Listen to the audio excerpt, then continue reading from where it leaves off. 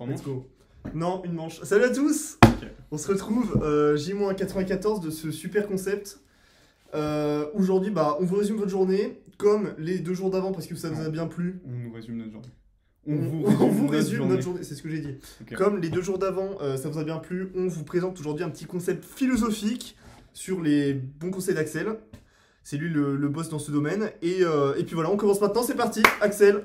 Ok, alors moi je vous raconte ma journée.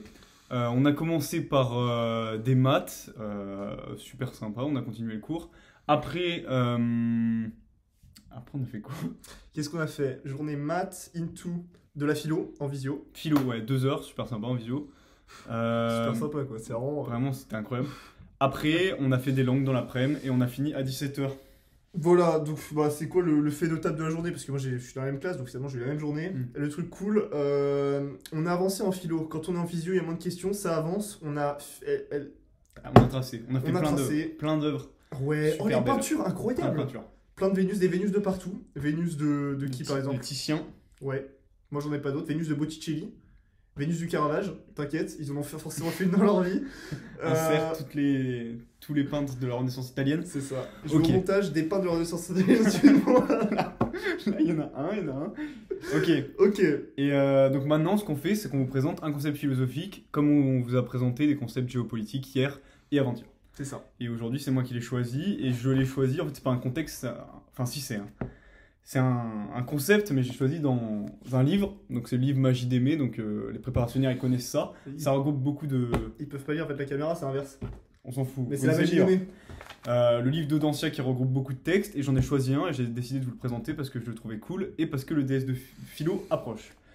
Donc moi, c'est le texte de la page 123 à la page 125.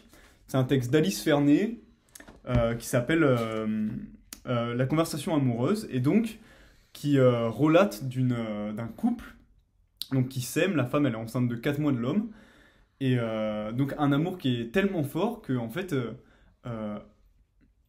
l'amour un peu fait fi du fait que la femme trompe l'homme avec quelqu'un d'autre, mais on se rend compte quand on lit ce passage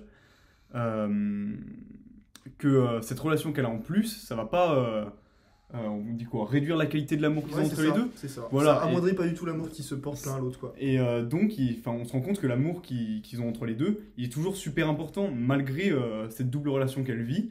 Donc ça permet un peu de casser les stéréotypes qu'on aurait de l'amour à deux, par exemple, de l'amour entre un homme et une femme qui se vit qu'à deux, ou même de la franchise qu'on pourrait avoir entre deux personnes, parce qu'on se rend compte que la femme, elle ment à son mari, mais elle l'aime dans tous les cas.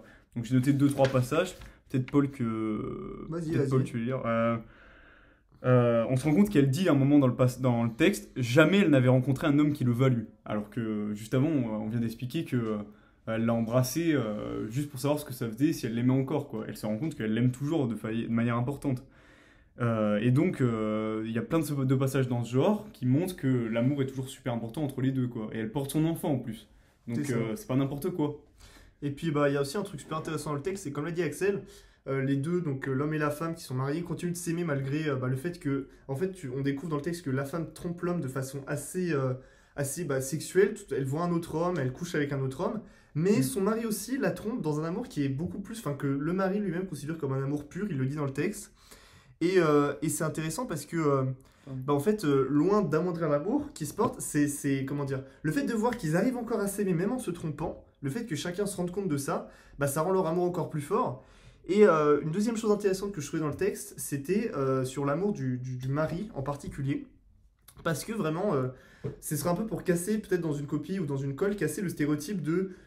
une époque liée à un amour et l'amour que nous portons je sais pas, à la personne qu'on aime, il serait lié qu'à l'époque dans laquelle on vit. Et là, ce serait pas trop le cas parce que l'homme qui donc a une amante, lui, il mêle un peu deux époques parce que il ne veut pas coucher avec son amante pour garder une espèce d'amour pur, etc. Donc ça, c'est vraiment une version super judéo-chrétienne de l'amour, la pureté de l'amour. Enfin bref, il y a tout ce lexique de la pureté, de la chasteté, de garder... un amour de l'esprit qui est fort, mais en même temps, il a une amante, donc il voit quelqu'un d'autre de sa femme, c'est de la tromperie, c'est pas du tout... l'amour judéo-chrétien, c'est pas du tout ça, quoi. Donc il mêle un peu les deux époques, et c'est intéressant à ce niveau-là, il transgresse la vision de l'amour quoi, je sais pas, mais la vision de l'amour, Univoque par rapport aux exactement, époques. c'est ça. Voilà. Donc, avec ce texte, 3 transgressions pour remettre en cause les préjugés, une vision de l'amour par époque, que C'est donc, ça. Paul vous a expliqué, un amour qui doit forcément être franc et sans mensonge. C'est ça, ils se mentent tout le temps. Donc, ils Ils se sont mentent, super mais c'est un heureux. mensonge qui est protecteur, donc ça va. Et Ouais, un c'est amour ça. qui doit forcément être entre deux personnes. Donc, 3 stéréotypes amoureux qui sont remis en cause avec ce texte. Un très beau texte, je vous conseille de le lire. Donc, c'est Alice Fernet, C'est ça. page 123 du livre Magie d'aimer, vous en avez au CDI. Et voilà, c'est tout. On vous fait des gros bisous. C'est tout pour On vous nous. souhaite une bonne soirée. Bonne soirée les gars. Bisous.